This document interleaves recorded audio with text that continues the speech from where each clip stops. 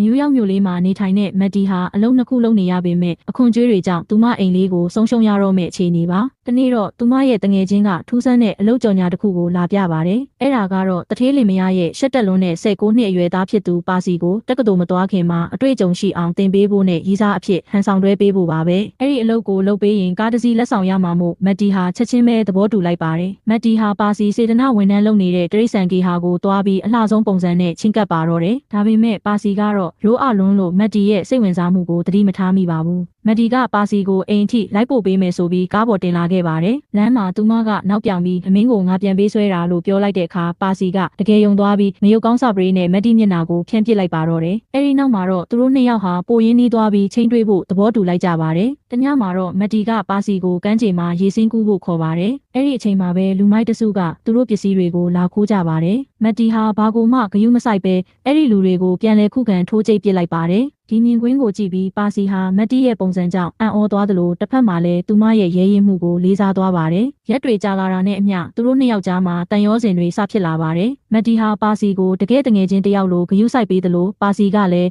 မက်တီရဲ့အထီးကျန်တဲ့ဘဝအကြောင်းတွေကိုနားထောင်ပေးပါတယ်။တညမှာပါစီကမက်တီအတွက်စံနရာတီးပေးပြီးသူ့ရဲ့ရင်ခုန်တန်တွေကိုဖွင့်ပြောခဲ့ပါတယ်။ဒါပေမဲ့မက်တီကတော့ဒီအလုပ်ဟာအပေးအယူတစ်ခုဆိုတာကိုသတိရနေပြီးပါစီကိုအဝေးကိုတွန်းပို့ဖို့စူးစမ်းခဲ့ပါတယ်။ပါစီဟာသူ့မိဘတွေနဲ့မက်တီတို့ကြားကအပေးအယူကိုတည်သွားတဲ့အခါမှာတော့အရန်ကိုစိတ်ပြတ်သွားပါတယ်။သူဟာမက်တီကိုတင်မကပဲသူ့မိဘတွေကိုပါစိတ်နာပြီးအားလုံးနဲ့အဆက်အသွယ်ဖြတ်လိုက်ပါတော့တယ်။မက်တီလည်းသူမလိုချင်တဲ့ကားကိုရခဲ့ပေမဲ့စိတ်ထဲမှာတော့လုံးဝမပျော်နိုင်ခဲ့ပါဘူး။နောက်ဆုံးမှာတော့မက်တီဟာသူမရဲ့အမားတွေကိုပြင်ဆင်ဖို့ဆုံးဖြတ်လိုက်ပါတယ်။သူမဟာပါစီတက်မဲ့တက္ကသိုလ်အထိလိုက်သွားပြီးတောင်းပန်ခဲ့ပါတယ်။ပါစီကလည်းမက်တီကိုခွင့်လွှတ်ပေးခဲ့ပြီးသူတို့နှစ်ယောက်ဟာကောင်းမွန်တဲ့လမ်းခွဲခြင်းနဲ့အတူအစ်စ်ကစဖို့ဆုံးဖြတ်လိုက်ကြပါတယ်။မက်တီဟာသူမရဲ့အိမ်ကိုတငယ်ချင်းတွေစီရောင်းချပေးခဲ့ပြီးပါစီကိုလည်းတက္ကသိုလ်အထိကားလိုက်ပို့ပေးခဲ့ပါတယ်။ဘဝဆိုတာအပေးယူတွေထက်ပိုတဲ့အဓိပ္ပာယ်တွေရှိတယ်ဆိုတာသူတို့နှစ်ယောက်လုံးသိသွားကြပါပြီ။အဆုံးသတ်မှာတော့သူမဟာတယောက်တည်းမဟုတ်တော့ပဲခွေးလေးတစ်ကောင်နဲ့အတူဘဝအသစ်ကိုစတင်လိုက်ပါတော့တယ်။